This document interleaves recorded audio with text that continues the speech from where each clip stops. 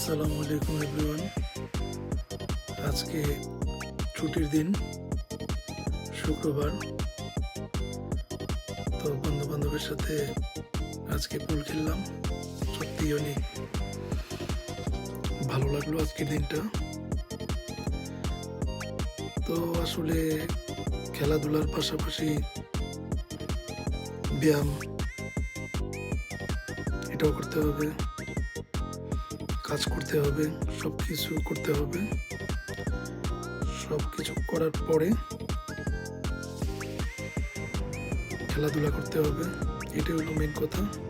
এবং আমার ভিডিওটা দেখবেন এবং সবাই খেলার জন্য মনোবল তৈরি করবেন। ছুটির দিন অবশ্যই একটু খেলাধুলা করবেন, মনটাকে ফ্রেশ রাখবেন। আসসালামু আলাইকুম রহমতুল্লাহি ওয়া বারাকাতুহু।